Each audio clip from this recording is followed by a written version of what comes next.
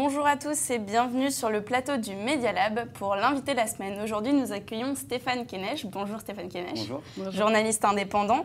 Merci d'être avec nous aujourd'hui sur ce plateau qui n'existait pas d'ailleurs quand vous étiez étudiant ici. Pas mal de changements en cours de route. C'est ça, donc nous allons parler de votre formation, de votre vie professionnelle, de votre métier aujourd'hui et de votre récent prix au FIGRA 2015. Donc après une licence MCC entre 2004 et 2008, dans ces murs, vous avez intégré l'ESSEC, une école de cinéma parisienne. Pourquoi avoir choisi une école de cinéma plutôt qu'une école supérieure de journalisme? Parce qu'en fait, à la base, le journalisme m'intéressait, mais je préférais vraiment m'orienter vers l'image, raconter des histoires. Et c'est là que j'ai découvert vraiment le sens du documentaire et sa force et son pouvoir. Et c'est pour ça, après, derrière, dans cette formation à l'ESSEC, j'ai pu intégrer l'option documentaire qui m'a permis de faire ce que je fais aujourd'hui. Okay. Vous avez donc enchaîné les petits boulots, participé à un court-métrage nommé pour un César en 2013. En 2010, vous vous êtes dirigé vers la réalisation. Et tout s'accélère, donc assistant de production, chargé de production, puis chef de projet, directeur de production chez Ego Productions. En avril 2014, vous êtes réalisateur d'Un œil sur la planète sur France 2. Après un passage chez Beau Travail, société aussi de production, vous êtes actuellement JRI indépendant. Votre parcours est riche. Est-ce qu'il a été fait d'opportunités ou bien vous avez dû enfoncer des portes ? Beaucoup de portes que j'ai dû enfoncer, ouais, c'est sûr.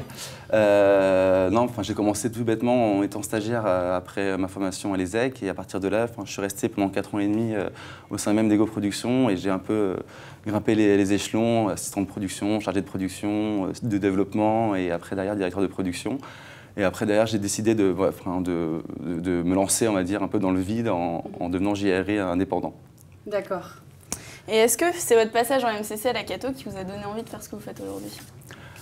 C'est vrai que lors de ma formation à MCC, directement on est au cœur de l'image, au cœur du traitement de l'image, de la sémiologie, de la photographie également. Donc du coup, c'est vrai que tout ça, on va dire, tout m'a orienté vers le sens de l'image et puis de raconter des histoires, d'analyser aussi l'actualité.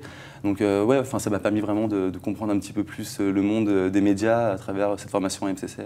Donc c'était en fait de mélanger le travail de journaliste avec l'actualité, mais aussi plutôt le côté artistique avec, avec l'image et pour moi, il y a beaucoup de sens aussi. Ouais. L'art, le côté artistique est très important aussi pour moi. J'aime beaucoup justement le traitement de l'image par la photographie. Je pense qu'on peut aussi faire des réalisations journalistiques aussi en mettant en avant l'image. D'accord.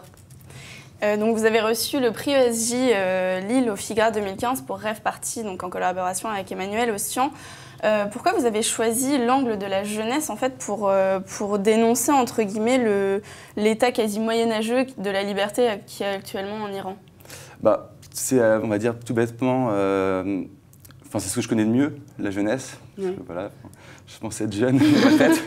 Et forcément, donc, pour moi, ça m'intéressait de voir en fait comment d'autres personnes dans un pays aussi fermé peuvent vivre, faire une comparaison entre ce que je vis, entre ce que mes amis vivent, ce que nous, Français, Européens, Occidentaux, vivons, et essayer de le retranscrire à travers le regard de ces jeunes Iraniens qui, en fait, ont les mêmes envies que nous, ils sont en quête de liberté, qui cherchent, on va dire, à faire des rencontres, s'amuser, être en quête d'espoir.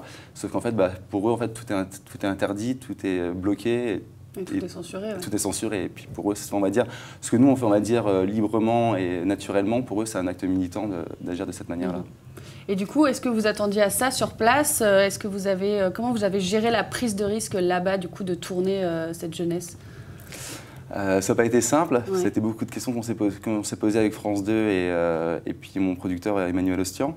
Mais c'était le risque, c'est que je pouvais me faire arrêter et puis être emprisonné parce que malheureusement en Iran, quand on tourne là-bas sans autorisation de tournage, on est considéré comme espion. Donc du coup, premièrement, ça empêche certains journalistes d'y aller parce que c'est un risque qu'il faut en être conscient. Et donc après derrière, je pense que j'étais aussi jeune et fou et j'y suis allé, quoi. Et est-ce que c'est quelque chose dont vous avez totalement conscience en tant que journaliste, cette prise de risque? Est-ce que c'est quelque chose qui vous stimule ou est-ce que c'est un peu malgré tout que vous avez cette prise de risque?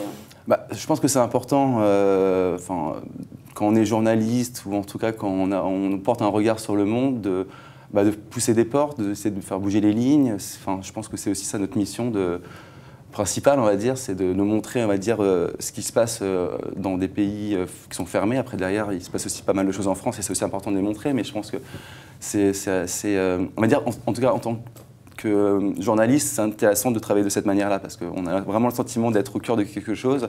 Donc forcément, oui, c'est excitant, il y a un côté il y a de l'adrénaline. Et puis en même temps, on a l'impression de servir un petit peu à quelque chose. C'est quelque chose d'important pour vous de servir à quelque chose J'ai toujours été un petit peu rebelle, donc je cherche, on va dire, pour suivre cette chose-là dans ma profession. Ouais. Et est-ce que vous avez du coup un projet en cours? Qu'est-ce qui va se passer dans les mois à venir pour vous? Du coup, là, ça fait quelques temps que je travaille sur un projet sur une radio de réfugiés fait par des réfugiés en Irak, enfin, plus principalement au Kurdistan irakien et Erbil. Donc là, je vais finir le sujet là, dans 2 semaines. Et après, d'ailleurs, je vais continuer à travailler sur un autre projet en tentant d'avoir une interview d'un ancien djihadiste qui est incarcéré dans une prison au Kurdistan. D'accord. Et une journée de travail type pour vous, c'est quoi en fait du coup, étant donné que vous êtes journaliste indépendant, comment ça se passe? Beaucoup d'attentes, Ouais. beaucoup de coups de téléphone, beaucoup de relances et puis après derrière, ouais, avoir un réseau assez conséquent, donc de travailler, continuer à appeler les personnes pour avoir des informations, et puis après derrière, on va dire être prêt avec son sac pour partir à n'importe quel moment parce que c'est souvent comme ça que ça se passe, quoi. D'accord. Et vos inspirations, vous les trouvez où, vos idées Principalement sur Internet. Après, derrière, c'est vrai que j'essaie de voyager un petit peu. Donc, à chaque fois, j'essaie de rencontrer des personnes qui ont un parcours atypique, qui essaient de bouger les lignes aussi dans leur propre pays. Et puis, à partir de là, je m'inspire. C'est ce qui s'est passé en Iran. Je suis parti un mois là-bas pour essayer de rencontrer une jeunesse qui défie le pouvoir.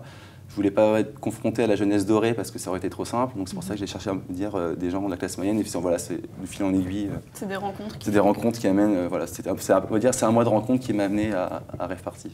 D'accord. Est-ce que vous avez un conseil du coup à nous donner Parce que sur l'année prochaine, on est sur le marché du travail. Du coup, est-ce que vous auriez un conseil à nous donner? Être ouvert, être patient. Ouais.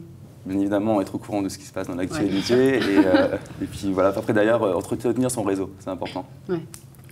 Bon, merci beaucoup. Merci beaucoup Stéphane Keinec d'avoir répondu à toutes nos questions. Donc on vous donne rendez-vous pour un prochain numéro de l'invité de la semaine. Bonne journée à tous.